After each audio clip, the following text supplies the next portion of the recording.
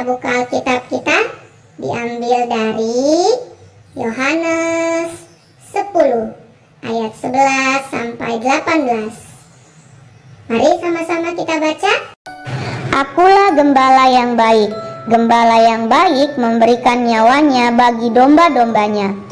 Sedangkan seorang upahan yang bukan gembala dan yang bukan pemilik domba-domba itu sendiri, ketika melihat serigala datang, meninggalkan domba-domba itu lalu lari, sehingga serigala itu menerkam dan mencerai-beraikan domba-domba itu.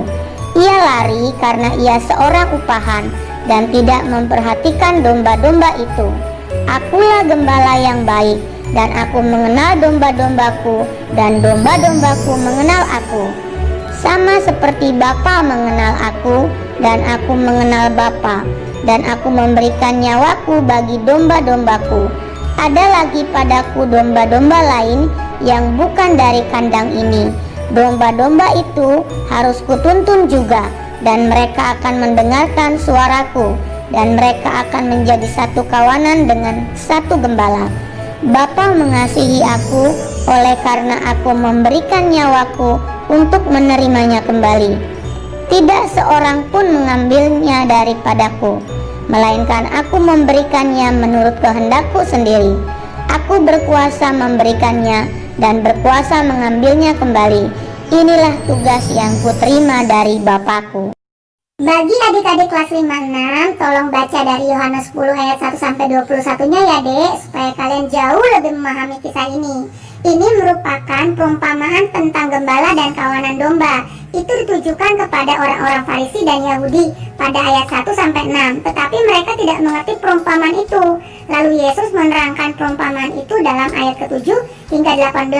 Ayat 19 hingga 21 mengenai pertentangan yang timbul di antara orang-orang yang mendengar perumpamaan itu. Oke, dari Nats ini Kakak Juli mau menceritakan tentang gembala yang baik. Siapakah gembala yang baik itu adik-adik? Yes, Tuhan kita. Sementara manusia itu umpamanya sebagai domba, bukan berarti kita domba sungguhan ya adik-adik, itu cuma menggambarkan keadaan kita aja. Kok domba sih Kak? Kenapa nggak kuda, singa, harimau, atau lain-lainnya? Nah, ini menegaskan keadaan kita adik-adik yang memang lemah, tidak berdaya, mudah tersesat, dan selalu berada dalam mara bahaya. Seperti cerita berikut ini. Nyam nyam nyam nyam nyam. Be, be. Wah, enak sekali rumputnya. Rumputnya masih segar-segar, fresh nih. Nyam nyam nyam nyam nyam nyam. Be, be. Aku masih mau nih makan lama-lama di sini karena rumputnya sangat enak. Ketika si domba itu sedang makan rumput dengan asiknya, tiba-tiba terdengar suara. Domba-domba, ayo kita pulang. Hari sudah mau malam. Mari kita pulang sebelum hari gelap. Mbak, baik Pak Gembala. Tapi domba yang sedang makan rumput dengan enaknya ini berkata, aku tidak mau Aku masih mau makan rumput di sini yang enak. Nanti aku susul saja Pak Gembala. Aku tahu kok jalannya ke sini, ke situ. Tiba-tiba ketika domba itu sedang makan, wah, apa yang terjadi? Ada 3 ekor serigala yang mendatanginya pelan-pelan. Wah, ada domba yang enak ini kelihatannya. Lagi ngapain ya dia ya? Takut. Tolong jangan sakiti aku. Tuhan, tolong aku. Aku takut. Serigalanya serem-serem. Ada 3 lagi. Pak Gembala, tolong. Tiba-tiba apa yang terjadi adik-adik? Ketika serigala itu mendekati domba yang sedang ketakutan itu, tiba-tiba, "Hei, jangan sakiti dombaku! Pergi! Pak Gembala ternyata datang. Pak Gembala!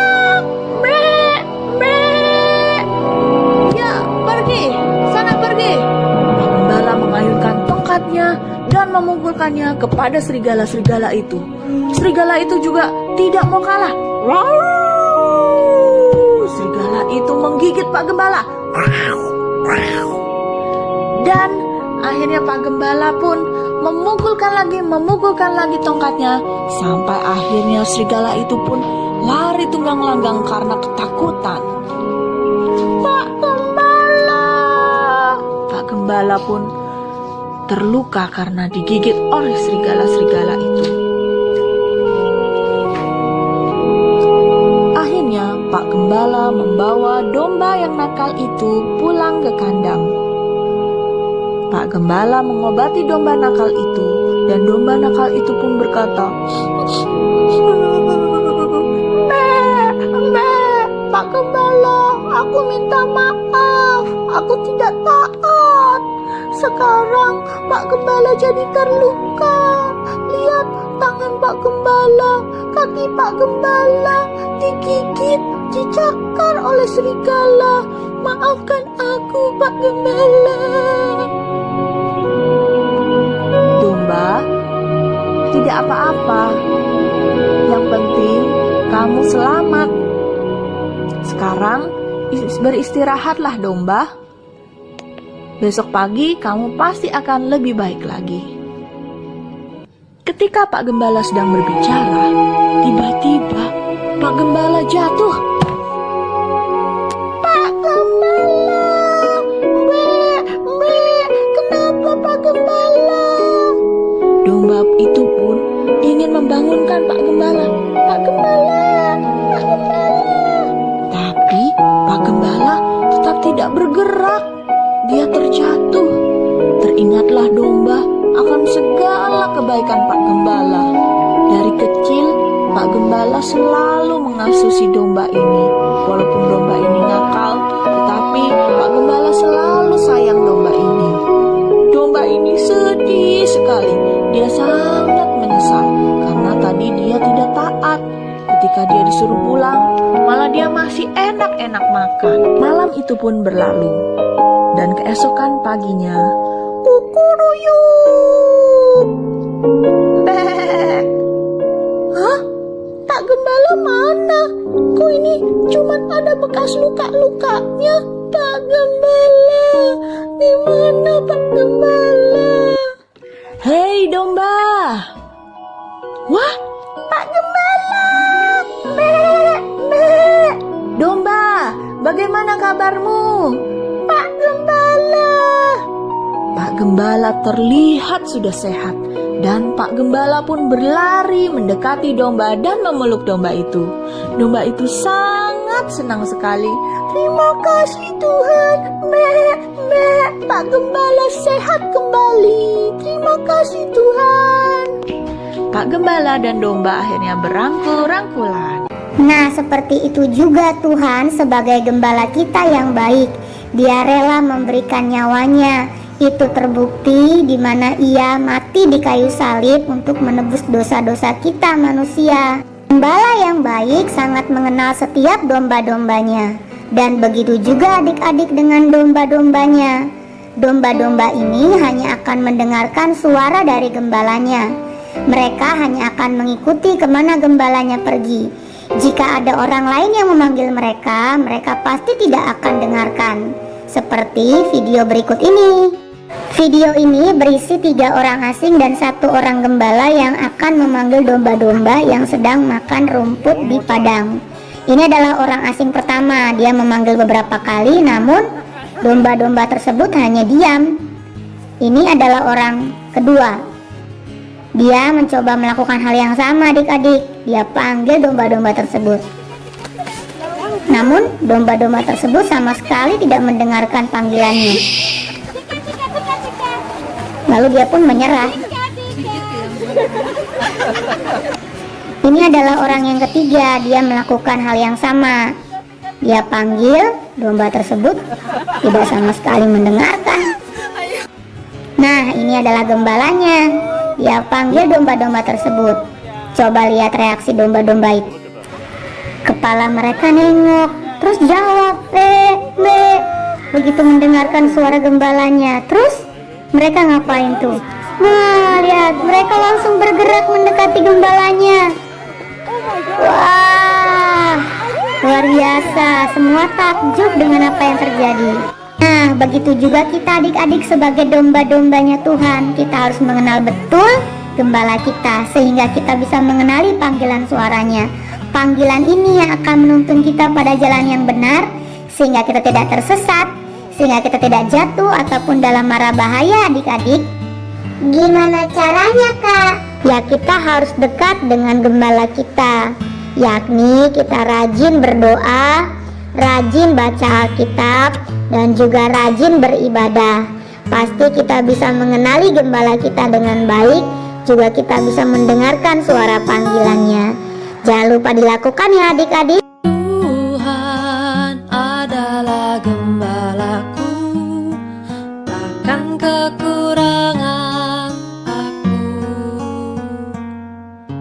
Ia membaringkan aku di padang yang berumput hijau. Ia membimbingku ke air yang tenang. Ia menyegarkan jiwaku. Ia menuntunku di jalan yang benar, oleh karena namanya.